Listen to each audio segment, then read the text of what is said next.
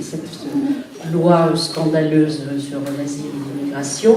Nous avons pensé que ce serait extrêmement intéressant et ça aurait été un manque important de ne pas le faire, de donner la parole, donner la parole ce qu'on appelle aux solidarités, et donc aux expériences solidaires à l'égard des migrants. Et donc autour de la table, ce sont tous des expériences qui vont nous être racontées. C'est extrêmement important d'abord parce que ça nous permet de voir que même face à la répression, face à la politique actuelle qui est menée, des résistances non seulement naissent, existent et se développent et sont parfois victorieuses. Bien évidemment, on salue pour une fois l'avis du Conseil constitutionnel à l'égard des solidaires migrants. Donc autant de témoignages et qui sont aussi extrêmement importants parce qu'on voudrait nous faire croire que la France est acquise à cette politique inique de la migration et que tous les Français sont xénophobes, racistes, etc. Et que si le gouvernement et si Macron ne change pas de politique, c'est parce qu'il tient compte de la vie de la population. Et donc c'est important de montrer qu'il n'en est rien. Martine Blanchard, qui est aussi à DAC et qui vient pour parler de son expérience et aussi du livre « Celles qui partent pour une terre lointaine » que je ne saurais vous recommander.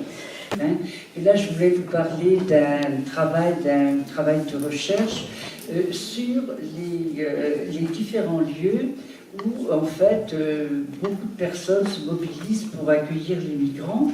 Et comme le disait Marilène, c'est-à-dire qu'en fait, le gouvernement nous dit on ne peut pas faire une politique d'accueil parce que l'ensemble des Français y est totalement opposé et ça précipiterait les gens vers le Front National. Donc nous avons décidé, nous, avec Josiane Gabri qui n'est pas là, d'aller dans les lieux où des lieux où des collectifs ou des individus accueillent des migrants et dont ne parle pas du tout dans la presse. Alors on peut avoir connaissance de ces lieux si ça vous intéresse. Il existe une carte qui a été publiée par un mouvement qui s'appelle Sursaut Citoyen, sursaut, le petit citoyen.org, où on a une carte avec tous les lieux, c'était le résultat d'une enquête, tous les lieux où il y a un accueil des migrants. Et vous verrez qu'ils sont absolument innombrables. D'ailleurs, nous sommes allés dans des lieux, certains où en fait ils n'étaient même pas signalés sur cette carte. C'est pour vous dire qu'en fait, ils sont nombreux, c'était un peu des lieux qu'on a connus par le bouche à l'oreille. Alors, donc, nous avons été interroger des bénévoles dans, je vous cite rapidement les lieux, dans le Trégor, à Trébeurden et Trégastel, où il y a un mouvement qui s'est créé, qui s'appelait Heureux d'accueillir, à Fort-Calquier, dans les Alpes-Maritimes, à Bizanos, dans l'agglomération de Pau, et dans le Trièves, ici, dans le 06, qui recoupe plusieurs villages, Mins, Lamure, Trébinis, et puis dans un lieu, donc tous ces lieux-là sont des petites villes ou villages de moins de 5000 habitants, et par contre, dans la banlieue parisienne, c'est Malakoff, qui est une grosse banlieue de 31 000 habitants. Alors là, si vous voulez, là, on voit une situation très diverse, mais on peut dire que globalement, tout cela a commencé après le démantèlement de Calais. Quand les exilés de Calais ont été dispersés, donc en fait, ils ont été emmenés en bus dans des CAO, centres d'accueil et d'orientation organisés par l'État, et d'autres sont arrivés par leurs propres moyens dans d'autres endroits parce qu'ils avaient plus ou moins des connaissances. Alors, la situation est très très variée, donc parce que la présence de ces migrants, ça a été donc parce qu'il y a eu un CAO. Alors, quand je dis présence des exilés, je dis aussi réaction de la population, constitution de collectifs, aide de la population. Les deux à l'ensemble. Alors, également, dans les mairies, certaines mairies se sont proposées pour attribuer des logements à des exilés plus ou moins importants. Par exemple, à Bizanos, nous étions, qui est une petite banlieue de Pau, il y a 13, le maire a dit voilà, qu'il pouvait fournir des logements pour 13 personnes. Fort-Calquier, ça a été 2. Il y a eu aussi donc l'initiative du maire, aussi des initiatives citoyennes, par exemple dans le Trièvre, près d'ici.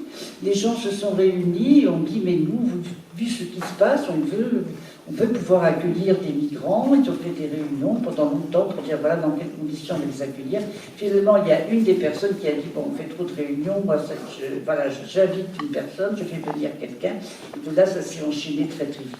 Il y a aussi une petite commune de 150 habitants, dans le 180, dans le Trièvre, qui voyait une menace de la fermeture de son école et qui ont dit une idée pour ne pas fermer notre école, c'est qu'il faudrait qu'on fasse venir une famille avec des enfants.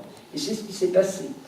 Et puis, alors également, il y a eu des démarches, une initiative politique, par exemple, comme en Bretagne.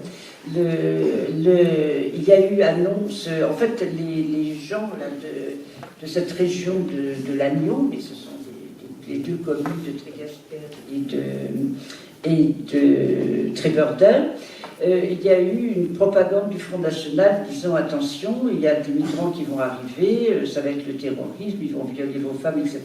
Donc il y a 2 personnes qui ont dit bon, il faut qu'on fasse quelque chose contre ça, dont une journaliste de Ouest France, et elles se sont mises à lancer, elles sont parties de très peu, elles ont fait un blog, elles ont ouvert une page Facebook, et elles ont distribué des tracts pour contrecarrer la propagande du Front National. Et au bout de 3 semaines, elles ont fait une réunion. Elles s'attendaient à avoir 20-30 personnes à cette réunion, et il y avait 150 personnes présentes à la réunion. Et le mouvement est parti comme ça. Et quand le préfet a fait une annonce pour dire voilà, il va y avoir un CAO d'immigrants qui arrive, il y avait déjà un comité d'accueil, si je peux dire, un collectif qui était presque constitué pour être là, pour être présent.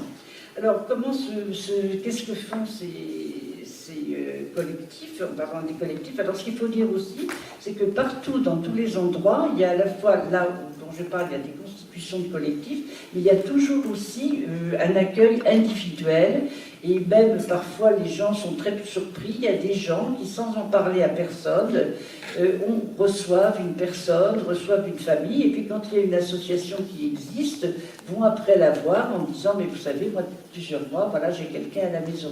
Et un peu partout, donc on constate ça, à la fois un collectif, une association, et des gens qui individuellement ont pris l'initiative de recevoir quelqu'un.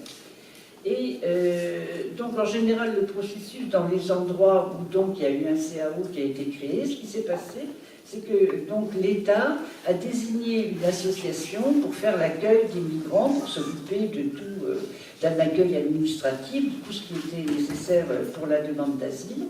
Mais en fait, alors j'ai l'exemple de 2 endroits, c'est-à-dire en Bretagne, dans le Trégor et à Malakoff.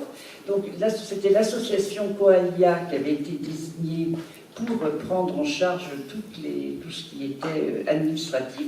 Et puis très très vite, vraiment, les associations se sont trouvées mais complètement débordées, incapables de faire complètement le travail.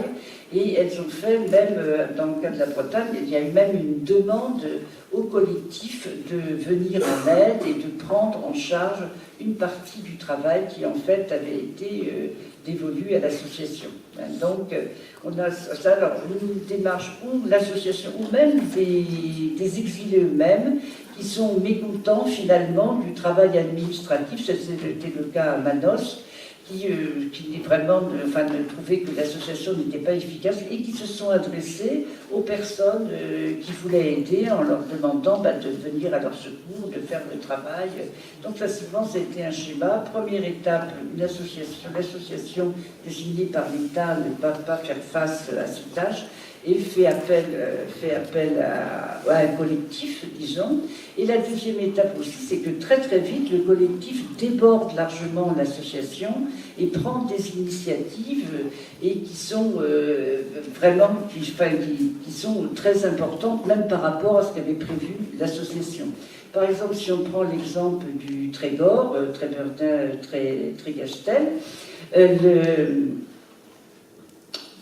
En ce qui concerne l'aide administrative, aux démarches administratives, ils ont eu l'idée, pour faire que ces démarches soient plus efficaces, d'organiser ce qu'ils ont appelé des parrainages et des marrainages, en organisant ces parrainages avec une personne civile, disons un bénévole, et un politique. Un politique, c'est-à-dire des conseillers municipaux, des maires, voire un député. Et finalement, là, dans ce coin de la Bretagne, les Côtes d'Armor, même en allant jusqu'à une 50aine de kilomètres, ils avaient 60 exilés, donc exilés qui étaient des Soudanais et des Afghans, et ils ont trouvé pour chacun deux parrains, un politique et un bénévole.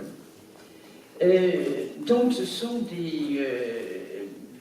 des initiatives qui dépassent même ce qu'aurait fait l'association. Alors, ce que font ces collectifs, comme quelle part de l'accueil ils prennent, qu'est-ce qu'ils font pour l'accueil? Alors, bon, il y a l'aide administrative aux démarches de la demande d'asile, hein, et d'ailleurs, ce sont eux qui s'occupent des récits nécessaires pour l'OFPRA. Vous savez, on demande un récit de vie, l'OFPRA demande un récit de vie. Bon, là, donc, il raconte même comment il passe un temps fou, voire une journée, un nombre d'heures important, avec chaque exilé pour aboutir à un récit bien écrit et crédible, alors que les associations elles-mêmes allaient consacrer 1 heure par personne pour faire le récit. Donc ces rédactions du récit, c'est les transports dans toutes ces villes où les communications ne sont pas faciles. Ça veut dire que les bénévoles utilisent leur voiture pour transporter les gens à la préfecture, à l'OFI, qui sont à une assez grande, au moins 50 km de distance pour l'instant. Il y a eu, par exemple, dans le Trégor, les mairies ont laissé des minibus, et c'était les bénévoles qui les conduisaient pour faire ce transport. Quand il y a eu un appui de la mairie, c'est les bénévoles. Et puis, par exemple, au sud d'une initiative dans le Trégor, ils ont recherché des traducteurs. C'était difficile parce qu'il y avait pour toute la Bretagne, je crois, un seul traducteur de Pacho afghan. Ils ont recherché des traducteurs, et pour les payer, ces traducteurs, ils ont fait des spectacles, et ils ont pu payer les traducteurs avec l'argent récolté dans les fêtes qu'ils ont faites. Alors que ça, avoir des traducteurs, normalement, c'était l'association désignée par l'État qui devait s'en charger. Voilà. Et alors, ils se chargent aussi dans le côté d'une aide aux démarches de la vie quotidienne, par exemple, ils expliquent aux exilés tout ce qui est fonctionnement de sécurité sociale, banque, poste, etc. Et voir ce qui peut être la gestion financière et pratique pour une famille à Fort-Calquier. Il y a une famille, là, une femme érythréenne avec 5 enfants, et il y a pratiquement en permanence des bénévoles qui essaient de montrer comment on gère un budget, comment on gère une famille en France. Ils donnent des cours de français, ils s'occupent des cours de français, c'est partout, l'organisation de cours de français, et ils apportent un soutien pour une aide pour la scolarisation des enfants. Parfois, alors que c'est le droit en France que tout enfant doit être scolarisé, quelle que soit la situation administrative des parents. Hein. Parfois, les mairies ne le font pas, donc ils sont là pour régler ces problèmes. Soutien scolaire. Parfois même, propose une intégration par la culture. À Malakoff, il y a des bénévoles qui accompagnent les exilés dans les musées, parce que certains musées de Paris ont prévu des visites gratuites pour les exilés, voire même avec des responsables qui sont spécialistes en français langue étrangère pour aider les exilés. Et puis il y a bien sûr l'hébergement, alors là qui est une grande question, ça ne s'est pas posé partout, parce que quand il y avait des CAO, il y avait des lieux d'hébergement, mais par exemple, alors ça se pose dans certains endroits, et ça aboutit parfois un peu à des divisions des exclusions, par exemple dans le Trièves, là, le collectif qui s'est formé s'était mis d'accord pour n'héberger que des gens qui étaient en cours de régularisation, et il y a d'autres personnes qui ont dit bon, moi j'héberge quelle que soit la situation des gens. Alors là, effectivement, quand on discute, les gens sont un peu plus discrets, on comprend, il y a des questions là de de sécurité qui se posent. Et il y a des situations aussi où ce sont des collectifs qui se cotisent pour prendre en charge, mais complètement, la vie d'une famille jusqu'à ce qu'elle ait, par exemple, une aide en tant que demandeur d'asile, enfin, qu'elle l'ait ou qu'elle ne l'ait pas, d'ailleurs, hein, parce que, donc, justement, il y a eu un problème qui se pose dans le Trièves, des collectifs qui a pris en charge, quand on se dit prendre en charge complètement une famille, c'est-à-dire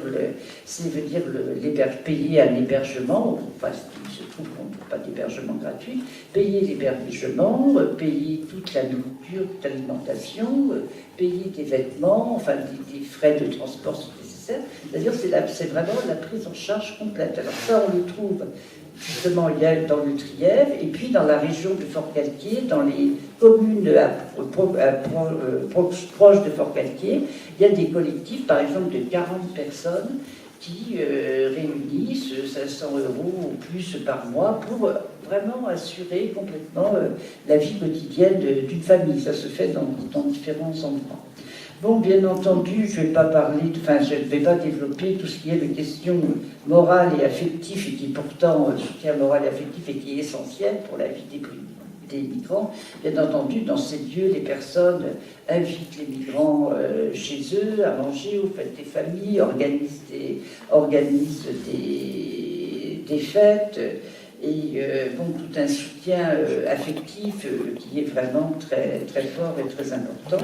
Et puis lorsque les personnes ont des papiers, enfin ont le droit de travailler, après se pose la question de la recherche d'emploi. Alors ça, c'est vraiment une autre question, et que tous disent qui est très très préoccupante. Alors c'est-à-dire que là, les bénévoles, les soutiens se lancent aussi dans la recherche d'emploi pour aider les personnes qui cherchent un emploi. Et là, c'est puisqu'il y a comme tout de même beaucoup de problèmes, enfin des problèmes qui se posent, parce que ce sont dans des régions où il n'y a pas forcément tellement d'emplois. Et alors, on peut dire ce que je trouve, ce qu'il y a, disons, tout de même tout à fait novateur par ces... Oui, alors je voulais simplement ajouter quelque chose, que là où l'accueil, disons, se fait dans les meilleures conditions, c'est quand il y a un accord de la mairie et un collectif. C'est-à-dire que certaines mairies apportent un soutien important dans cet accueil. Par exemple, on met à disposition des salles de cours, des hébergements, enfin... Bon, donc les mairies, disons, collaborent avec les collectifs de bénévoles. Donc quand les deux sont réunis, un collectif de bénévoles et une mairie qui est favorable à l'accueil, il y a quelque chose là qui est assez solide et qui marche bien. Mais comme je pensais, ce que je disais, sauf que je pense que dans l'ensemble de la France, ce sont des îlots, en quelque sorte, hein, des fortins où on fait respecter d'autres règles, d'autres comportements, et malheureusement, qui se présentent plutôt comme des îlots de résistance.